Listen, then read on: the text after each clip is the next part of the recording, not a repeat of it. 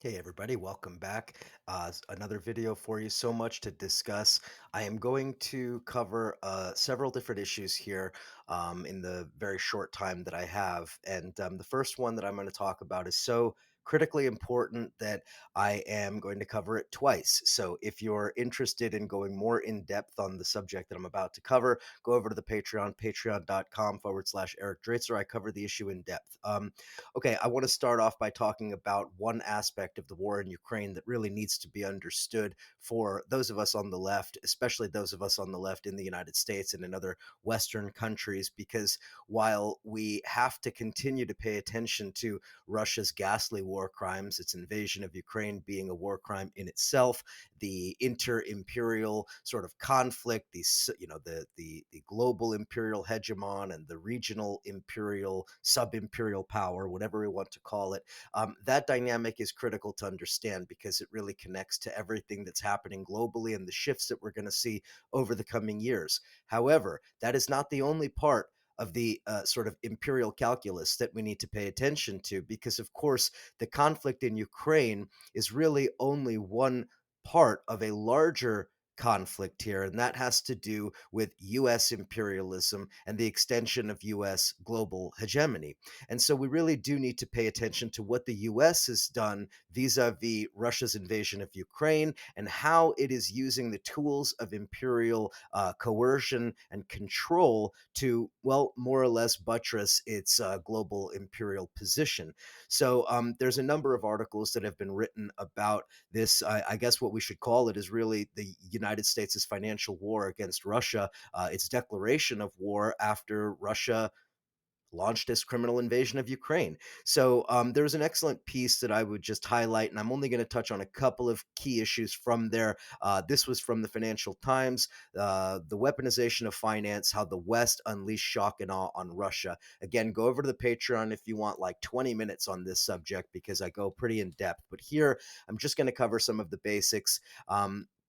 We do need to understand the war in Ukraine as simultaneously heralding a new period in our sort of geopolitical chessboard, but we also need to understand it as part of a larger continuum that stretches at least from 9/11 all the way to today, and we can understand it as the exercise of US imperialism globally without necessarily waging military wars. And what we're talking about here is the financial war. So, day one, $643 billion of foreign currency reserves from Russia frozen. Right, these were held all over the world, internationally, in various international institutions, including in the United States. This is, well, tantamount to a declaration of war on Russia. By freezing the assets of the central bank, it is attempting to more or less undermine the entire functioning of the Russian economy. There's no doubt that this is a financial declaration of war. It is also another way of putting it is the weaponization of the US dollar. Now, we should understand that this is not, the first time in history that we should, see the dollar as weaponized. In fact, the dollar has been weaponized. I suppose you could make an argument the dollar's been weaponized ever since the end of World War II and the creation of the post-war international order, with the dollar functioning as a sort of a default global reserve currency. So, in a sense, the dollar's been weaponized all along. But this is, of course, an escalation. This is a ramping up of financial warfare using the dollar as an extremely potent weapon. And what do I mean by that? Well, there's several reasons why the dollar has to be understood as a weapon. First, it is by far the most common currency for trade and financial transactions. Often, U.S. banks are directly involved. What that means is that even countries that have nothing to do with the United States trading with each other are directly tied to the United States by virtue of using dollars and often needing U.S. financial institutions to carry out the transactions. The second aspect is capital markets. The United States unquestionably has the deepest capital markets. This makes the U.S. and the U.S. dollar essential to the entire functioning of global investment and the global economy. And the third is that the U.S. Treasury and the T bonds, the US bonds, those are in a sense a backstop to the entire global financial system. It is without a doubt the deepest market in the world. It provides the United States a level of economic flexibility that no other country has. Again, these are the hallmarks of US imperial control. This is why the United States is as powerful as it is. And in fact, this is yet another illustration that we've seen just in the last month of the idea that the United States, though it may be an empire teetering and veering into decline, it is still extremely powerful, without question, the most powerful country on the planet, and without question, at the head of a global imperial system. At the same time, this is not in any way to say that Russia should be seen as a victim. Russia's been targeted for financial war because Russia targeted Ukraine for military war. Russia's carrying out egregious war crimes each and every day, and it needs to be understood in a broader context here. There are multiple conflicts, multiple wars playing out here, one of which is financial. This of course, this reality of the dollar globally makes it very hard to operate if you are cut off from the dollar. That's why the Russians are suffering tremendously. It's not just about imports and exports and all of these other things. It's about the inability to carry out financial transactions internationally. Just because they're trading for oil with the Indians using rubles and rupees, it doesn't mean that Russia is functioning in the global economy. Without access to dollars, they are simply frozen out. And by the way, let's just be clear, it's not just dollars, it's also euro, British sterling, Japanese yen, the Swiss franc. All of these currencies are essentially weaponized against the Russian economy right now. Again, is Russia a victim? They'd like you to believe that they are, but of course, it's hard to see them as a victim when you see the atrocities in Bucha, when you see the wanton shelling of cities like Mariupol and Kharkiv and other places. So this is not to say that Russia should be seen as a victim. It should be seen as on the receiving end of a financial war. The ruble has regained some of its value, but only because of heavy-handed tactics by the Russian government. The minute those tactics are eased, from lowering the insanely high 20% interest rate to the relaxation of some capital controls, we will see the ruble begin to slide. In fact, it already is beginning in the last few days. Now, the real question here, I want to wrap it up, is what does this tell us about the United States and how the United States got here? This is all the legacy of 9/11, all the legacy of this is all the legacy of 9/11, all the legacy of the post 9/11 period and the Patriot Act. The Patriot Act is what gave the legal authority to the Treasury Department to cut off institutions from the US financial system. This was all done with the idea that that the United States basically after 9/11 needed access to global financial architecture to be able to root out the terrorists, right? And of course, those of us back then were saying precisely this, that the minute you give these kind of powers to the government, especially a government like that of the United States, a criminal government like that of the United States, it is unquestionably going to use those as part of its imperial dominance. And in fact, it has. So basically, not only did the Patriot Act give them the ability to sanction anybody, including international financial institutions, it also gave the, Treasury officials access to the SWIFT system, access to data inside of the SWIFT system. Why does the United States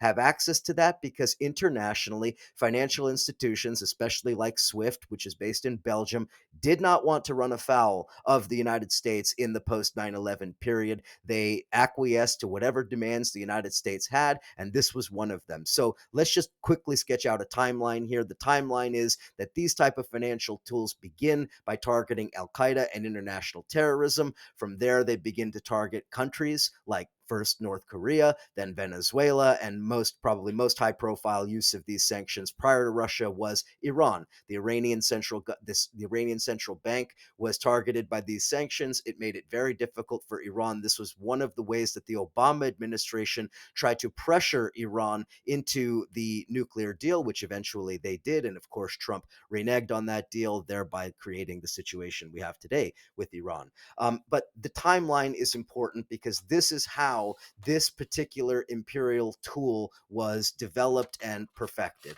So, very quickly, why going after Russia's central bank? Neutralizing two-thirds of its reserves overnight, quite literally. It's basically like saying that you have savings in the bank, and then when you need the savings, the bank won't let you take them out.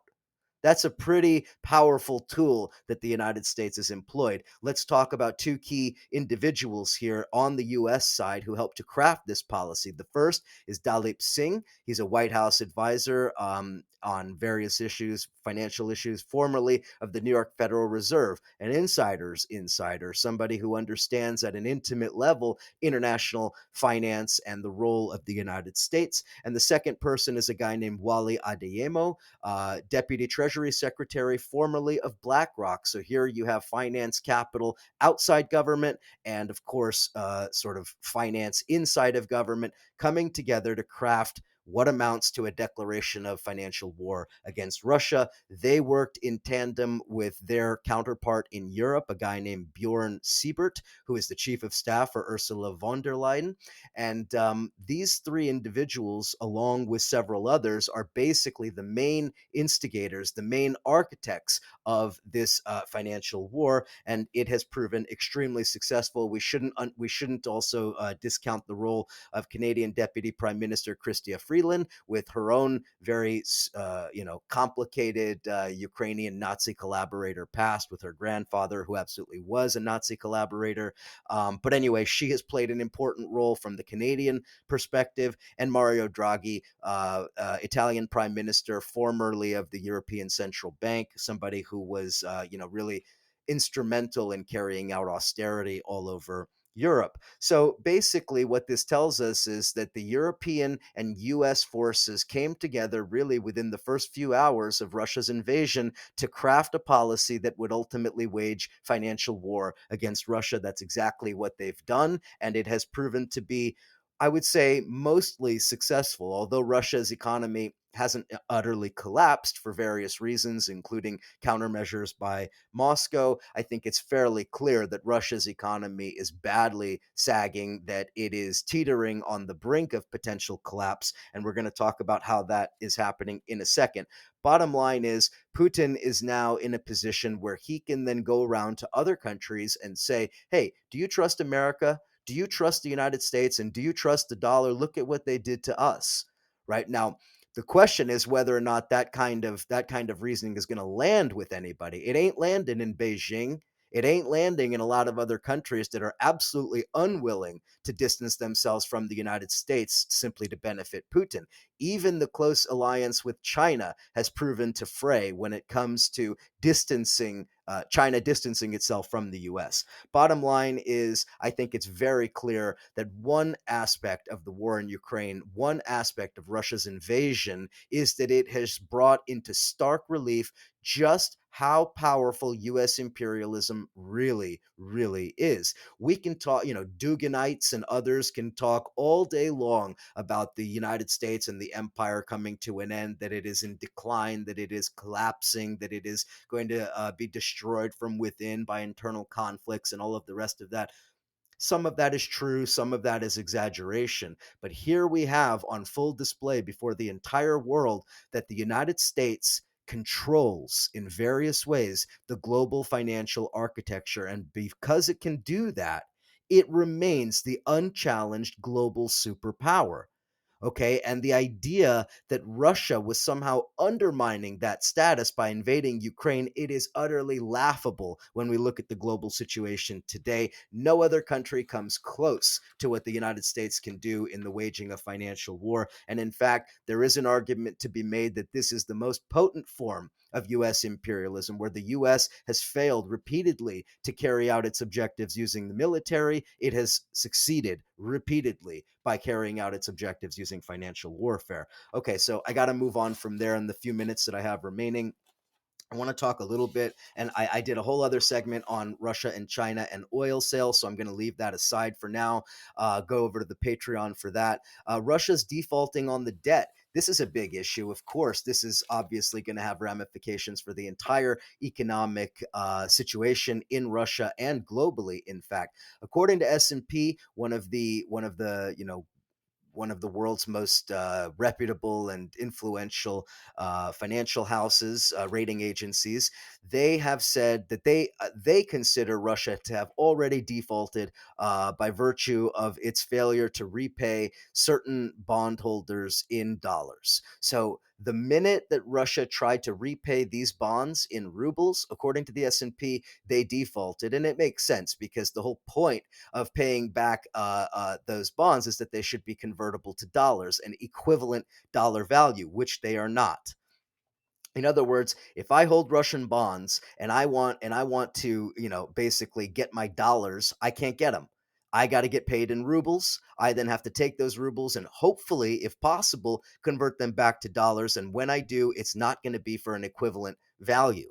Okay, and this is precisely why S&P is saying that this is a form of default. Now, it is a question whether this really is default or not. In a sense, S&P is calling it, and some others in the financial world are calling it selective default. In other words, defaulting on specific obligations, but not defaulting on the entire debt. I'm not sure whether that really matters in the end because investor confidence is shaken, and I'm not sure who, other than vulture speculators, would be interested in investing in Russia right now. But even leaving that aside, it's not really clear at all if Russia, even if it could pay back in dollars, that they would be able to. Or rather, even if they had the money to pay it back, they may not be able to because they can't access dollars. I think that's a better way of saying it. In fact, they can't access much of their foreign currency reserves. As I've noted already, the freezing of the central bank's foreign cash reserves has made it very, very difficult.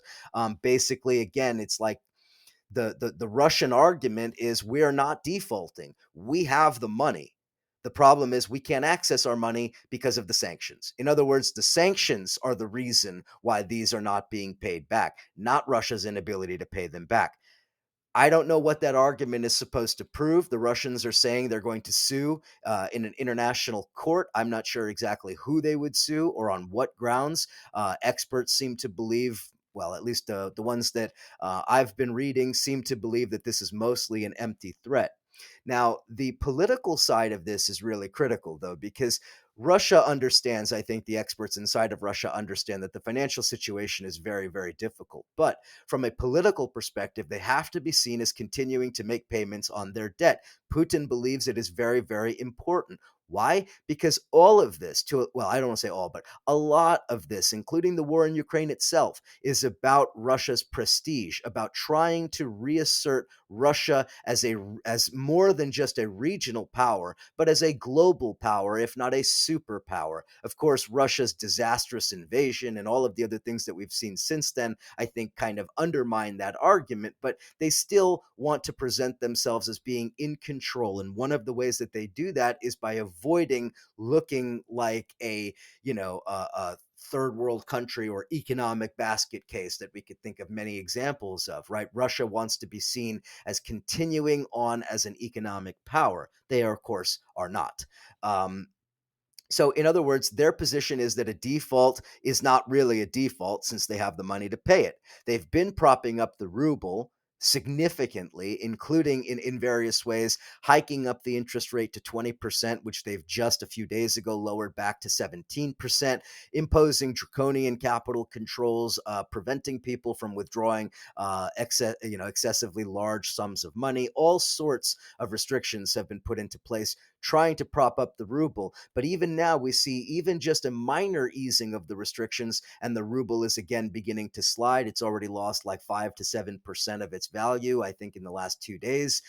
So, in any event, it's not entirely clear that the Russians are going to be able to stave off economic collapse here. That's certainly what the Americans are counting on. Okay, very quickly, two more very quick stories I just want to cover. First is the now confirmed appearance of Turkish manufactured mini drones in the theater of conflict in Ukraine, being deployed by the Ukrainian armed forces. This is very interesting. I'm going to leave aside the military aspect of this because all we can really say about that is that these drones are really good for reconnaissance. They can be carried by hand and deployed by a single person to carry out reconnaissance. They're not, terribly heavy. They're not terribly advanced. And Anyway, I think we can understand the military reasons why this is a big deal for the Ukrainians. But from a political perspective, this is absolutely huge because remember, before the war began, Erdogan went to Ukraine and signed a deal with Zelensky for a drone manufacturing facility. Obviously, the war has changed those calculations, but here comes Erdogan once again making an appearance in Ukraine, once again shoring up relations with Zelensky and with the Ukrainian government and presenting Turkey as something of an ally to Ukraine and of course its membership in NATO, but also playing something of a middle ground between Ukraine and Russia. And so the fact that the Turks are exploiting this situation for the purposes of peddling their own, unmanned aerial vehicles and drone military hardware and so forth, this is certainly ruffling feathers in Russia. We've seen this countless times before. Turkey's forays into the into the Black Sea, in the Eastern Mediterranean and elsewhere, Turkey's forays in Africa, intervention in Libya, intervention on the side of Azerbaijan against Armenia, Russian allied Armenia in the Nagorno-Karabakh conflict. There's a number of instances where Turkey has sort of horned in on some of the action, and here we see it once again. So keep an eye on Turkish drones operating in Ukraine. It's a very interesting story. Last thing I'm going to say here, just want to quickly touch on this Bucha reporting. More reporting has come out on Bucha. It is awful. It is hard to read the accounts of what took place there. I know that there's an entire cottage industry of folks on the left who feel that it is their job to run interference for the Kremlin and to sow doubt about these sorts of atrocities. But do yourself a favor and read the actual accounts. Don't sit there and just dismiss everything because the New York Times published WMD, 17 years ago or whatever it was, actually 20 years ago now. We can understand that the New York Times is a mouthpiece of the establishment in the United States, and at the same time, we also understand that reporting from the ground is reporting from the ground. Being there and seeing it up close and reporting it and providing the photos and the evidence and the testimony. We're talking dozens and dozens of survivors. We're talking bodies chained up in basements, women and children raped and murdered, people set bodies set on fire, mass graves, all of the worst things that you can imagine, sex slavery and all just the most horrific things you can imagine, all that took place in Bucha. Go and read the accounts for yourself and then go around and tell me that it's all fake. It's not fake. This was an atrocity that is incalculable. It is hard to wrap your brain around how awful it is. And then, of course, we know that this is what war brings. It always does. US soldiers did this in Fallujah. They've done it in My Lai in Vietnam. They've done it many times historically. The Russians have now done it in Bucha. Don't be a denier. Understand reality and look at the evidence for yourself. Last thing I just want to point out, the Russians, for all their talk about China, the Chinese are keeping a distance from the Russians, and that is something we have to keep an eye on. Very interesting development, precisely since we understand that U.S. imperialism is still running very, very strong. I got to leave it there. I'm over the time. Go over to the Patreon, patreon.com/Eric Draitzer. A lot more information there, including on some of these stories and plenty of others. Thanks for listening. Talk to you next time.